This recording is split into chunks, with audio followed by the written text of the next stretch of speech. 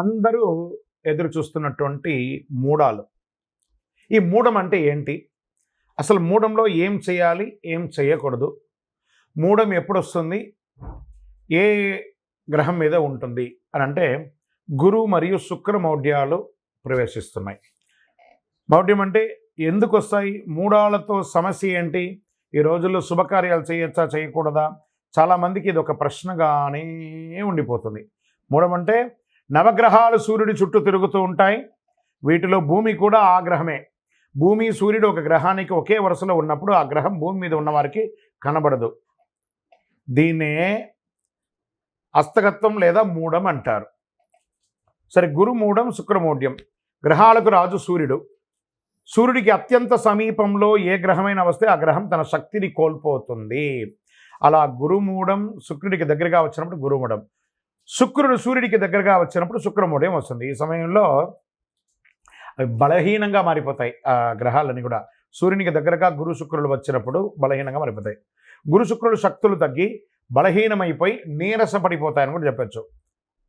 వాటి యొక్క శక్తి కూడా సన్నగిలుతుంది. అంటే ఒక 1000 వాట్స్ బల్బు ముందర మంచి 1000 వాట్స్ బల్బు, ఇప్పుడు మనం షూటింగ్ చూస్తుంటే లైట్స్ అన్నీ పెట్టారు కదా, ఈ లైట్స్ ముందర ఒక చిన్న క్యాండిల్ పెడితే ఎలా ఉంటుంది, అలా సూర్యుడి ముందర వస్తే ఆ గ్రహాలు కూడా శక్తి కోల్పోతుందని కూడా చెప్పచ్చు. గురు శుక్రులు శుభగ్రహాలు కాబట్టి అవి సూర్యుడికి అత్యంత దగ్గరగా ఉన్నప్పుడు మూడాలుగా దాన్ని పరిగణిస్తారు. మూడాలు ఇలా అంటారు.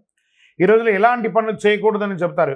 ఎందుకంటే ఈ శుభకార్యానైనా గురు శుక్ర గ్రహాల బలమే ప్రధానం. గురుబలం ఉందా, శుక్రబలం ఉందా మొదలుపెట్టానంటారు కదా, అవి లేనప్పుడు ఈ 2 గ్రహాలు బలహీనమైనప్పుడు ఏది చేసినా కలిసి రాదు అని చెప్తూ ఉంటారు. మూడంలో ఏ కార్యక్రమాలు నిర్వర్తించకూడదంటే శుభగ్రహాలు గురు శుక్రులు బలహీనంగా ఉన్నప్పుడు కాబట్టి మూడాల్లో వివాహాది శుభకార్యాలు, ఉపనయనాలు, గృహప్రవేశాలు, భూమి పూజలు, శంకుస్థాపన నిషిద్ధం. పుట్టు వెంట్రుకలు తీరాదు, ఇల్లు మారకూడదు. సరే, మూడాల్లో ఏమేమి చేసుకోవచ్చు అంటే అన్నప్రాసనం చేసుకోవచ్చు, ప్రయాణాలు చేయవచ్చు, ఇంటి రిపేర్లు చేసుకోవచ్చు, భూములు కొనడం, అమ్మడం, అగ్రిమెంట్ చేసుకోవడం, ఇవన్నీ చేసుకోవచ్చు. నూతన ఉద్యోగాల్లో కూడా చేరవచ్చు, విదేశాల్లో ఉద్యోగం కోసం వెళ్ళొచ్చు, నూతన వాహనాలు కొనవచ్చు, నూతన వస్త్రాలు కూడా కొనుక్కోవచ్చు, ఇవన్నీ చేసుకోవచ్చు. సరే, మూఢకాలంలో శుభకార్యాలు చేస్తే ఏమవుతుంది? ఏమైనా తప్పు జరుగుతుందా? మహర్షులు జ్యోతిషాస్త్రరీతిగా పండితులను అనుభవస్తులు చెప్పిన దాని ప్రకారం మూఢం సమయంలో ఏదైనా శుభకార్యం చేసినా అశుభం వినాల్సి రావస్తుంది, కష్టం కలగవచ్చు, నష్టం వాటిల్లవచ్చు. అందుకే మూడాల సమయంలో శుభకార్యాలు చేయకండి అని అన్నారు. గురు శుక్ర మౌఢ్యమి దశలో ప్రవేశిస్తున్న ఈ రాశిపై ప్రతికూల ప్రభావాలు అధిగమించడానికి నివారణ కూడా మనం చేసుకోవచ్చు. 2 శుభగ్రహాలు తమ శక్తిని కోల్పోతుంది కాబట్టి వివిధ రాసులపై, మన యొక్క 12 రాసులు ఉంటాయి కదా, ప్రభావాలు చెబుతున్నాయి. జ్యోతిష్ శాస్త్ర ప్రకారం ఒక గ్రహం సూర్యుడికి దగ్గరగా ఉన్నప్పుడు ఇది జరుగుతుంది కాబట్టి ఆ రాసులు ఎవరు, ఆ నక్షత్రాలు ఎవరు మనం చూద్దాం. గురు మరియు శుక్రమౌఢ్యం కలిసినప్పుడు 7 రాశులకి 7 నక్షత్రాల వారికి ప్రధానంగా అశుభకరం కాబోతుంది.